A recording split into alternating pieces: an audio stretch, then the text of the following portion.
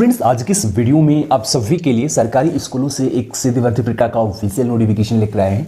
और इस नोटिफिकेशन का जो न्यूज़पेपर में आज आर्टिकल भी छप चुका है कि सरकारी स्कूलों में 1400 के समथिंग जो है वैकेंसीज कंप्लीट करवाई जा रही है। इस पर आप कैसे अप्लाई कर पाएंगे और इसमें कैसे सिलेक्शन होगा, कंप्लीट इन्फॉर्मेशन आपको इस वीडियो में मिल जाएगी। 2024 की लेटेस्ट वैकेंसीज है। टोटल ऑफ नंबर वैकेंसीज की यदि हम बात करें तो 1370 प्लस वैकेंसीज आपको मिल रही है। तो आप सभी के पास एक सुनहरा मौका, आप इस रिक्रूटमेंट में अप्लाई करके सरकारी नौकरी प्राप्त कर सकते हैं। वैकेंसी की यदि हम बात करें तो यहाँ कौन सी पोस्ट आपको मिल रही है, यहाँ चपरासी और हेल्पर दो प्रकार की वैकेंसीज आपको मिल रही है।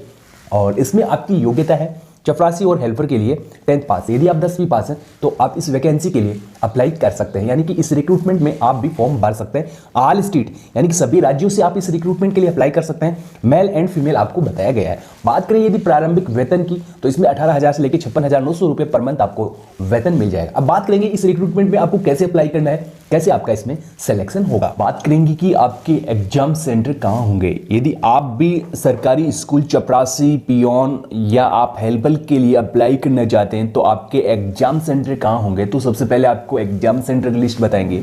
तो सबसे पहले आपको यहाँ सिटी बताई गई और स्टेट बताए गए। सभी स्टेट से आपके जो है इस वैकेंसी को भी निकाला गया है और सेंटर भी रखे गए हैं। सबसे पहले ऐसे यदि हम स्टार्ट करें तो आंध्र प्रदेश में काफ़ी सारे सेंटर हैं, असम में आपके सेंटर हैं, अरुणाचल बिहार में आपके सेंटर हैं, छत्तीसगढ़ में चंडीगढ़, और इसके बाद दिल्ली है, छत्तीसगढ़ है और गुजरात है, हिमाचल प्रदेश है, झारखंड, कर्नाटका, केरल, लक्षद्वीप, मध्य प्रदेश। इसके साथ आपके उत्तर प्रदेश में सेंटर आपके रखे गए हैं, उत्तराखंड, वेस्ट बंगाल है और तेलंगाना है, और यानी कि तमिलनाडु स्टेट में भी आपके एग्जाम सेंटर है, राजस्थान में भी आपके इस रिक्रूटमेंट के एग्जाम सेंटर है।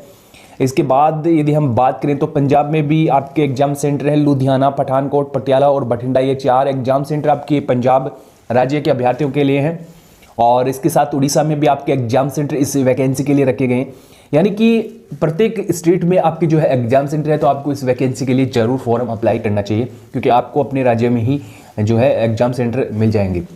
तो यहाँ जैसे कि काफ़ी सारे अभ्यर्थी राजस्थान के हैं, तो राजस्थान वाले क्या करेंगे, तो यहाँ राजस्थान के जो है 4 सेंटर बताए गए हैं। जयपुर आपका एक सेंटर है, जोधपुर सेंटर है, बीकानेर सेंटर है और उदयपुर।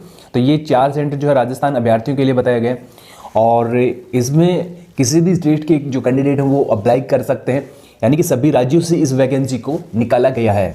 इसके बाद फ्रेंड्स बात करेंगे इस वैकेंसी में एमटीएस और हेल्पर के लिए आपकी क्या योग्यता रखी गई है, क्योंकि एक अच्छी पोस्ट आपको यहाँ मिल रही है। 1400 की समथिंग वैकेंसीज आपको इस भर्ती प्रक्रिया में मिल रही है, तो आप सभी के पास सुनहरा मौका है।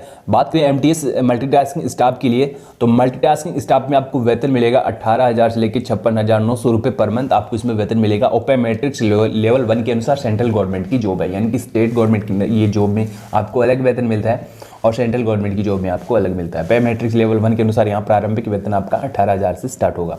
यदि हम बात करें एज लिमिट की, तो यहाँ बिटवीन डेट्स ईयर्स आपको बताए गए हैं। 18 से लेकर 30 वर्ष के जो कैंडिडेट हैं वो अप्लाई कर पाएंगे। और एजुकेशन क्वालिफिकेशन रिसेंटली आपको इसमें बताई गई है।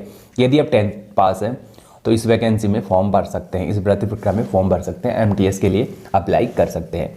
तो ये आपकी ये ग्रुप सी की वैकेंसीज मान सकते हैं। और इस वैकेंसी में यदि आप अप्लाई करना चाहते हैं तो कम से कम 10th पढ़े लिखे होना अनिवार्य है। उम्र सीमा 18 से लेकर 30 वर्ष तो अप्लाई कर सकते हैं। इसके बाद आपकी नेक्स्ट वैकेंसीज है मैस हेल्पर की। तो मैस हेल्पर के लिए आपकी जो योग्यता है, आपको क्या वेतन मिलेगा, 18,000 से लेकर 56,900 रुपये पर मंथ आपको इसमें वेतन मिल जाएगा। यानी कि जो एमटीएस की पोस्ट के लिए जो आपको वेतन दिया जा रहा था वो सेम वेतन आपको मिल रहा है। इसके बाद एज भी आपको वही सेम बताएगी 18 से लेकर 30 वर्ष, लेकिन एजुकेशन क्वालिफिकेशन को इसमें बढ़ाया गया है।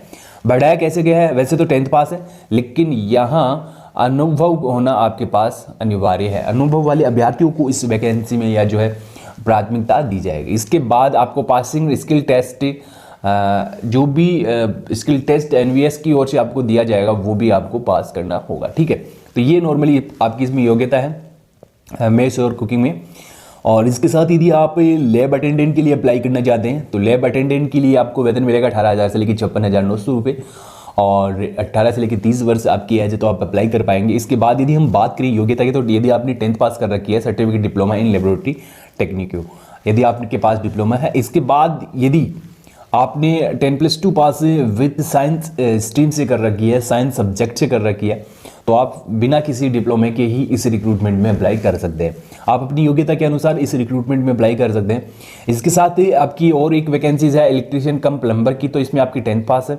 इसके साथ आपने ITI कर रखी है, आप अप्लाई कर सकते हैं। इलेक्ट्रीशियन और वायरमैन से एटलीस्ट 2 ईयर्स से अनुभव यदि आपके पास है तो आप अप्लाई कर सकते हैं। यानी कि आपने वायरिंग में, प्लम्बिंग में, इलेक्ट्रिशियन और इंस्टॉलेशंस में आपके पास अनुभव है तो अप्लाई कर सकते हैं। जूनियर सेक्रेटरी असिस्टेंट की वैकेंसीज है, तो इसमें जो +10 +2 पास वाले जो कैंडिडेट है वो अप्लाई कर पाएंगे। इसके बाद डिजायरेबल एजुकेशन क्वालिफिकेशन में आपको बताई गई है, वो भी आप यहाँ से बात कर सकते हैं। यानी कि काफ़ी सारी और भी वैकेंसियों के नोटिफिकेशन आपको बताए गए हैं।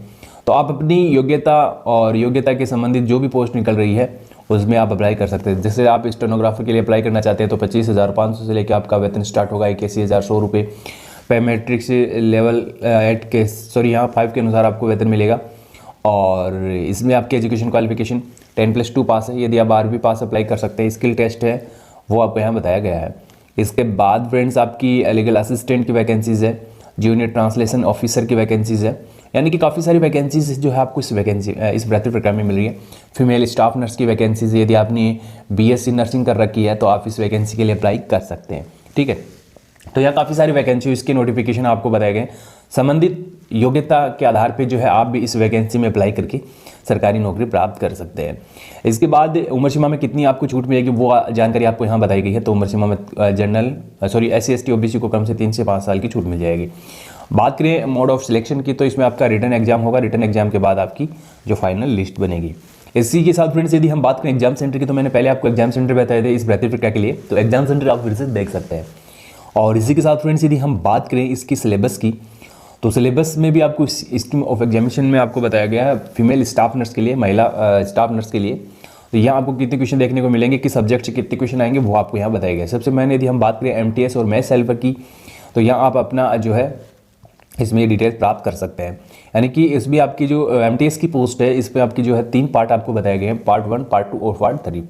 पार्ट 1 में है लैंग्वेज टेस्ट है आपकी, जनरल इंग्लिश और हिंदी, 20 मार्क्स के क्वेश्चन होंगे। जनरल अवेयरनेस के क्वेश्चन हैं, basic knowledge of computer operate.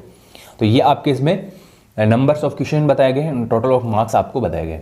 Duration है आपका इसमें 2 आवर्स का। और यदि आप ये फॉर्म अप्लाई करना चाहते हैं तो करना क्या है आपको, सबसे पहले इस ऑफिशियल वेबसाइट पर आना होगा www.nva-नवोदय-government. यानी कि ये जो वैकेंसीज है नवोदय विद्यालयों से आपको मिल रही है।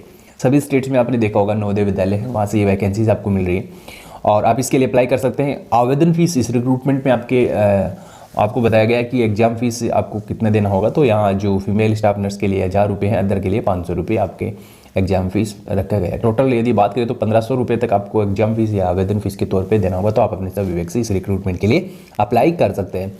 इसके बाद यदि आप फॉर्म अप्लाई करना चाहते हैं तो ये जो जनरल इंस्ट्रक्शंस आपको बताए गए टू कैंडिडेट्स वो आपको अच्छे से पढ़ना है। पढ़ने के बाद ही आपको ये फॉर्म अप्लाई करना है।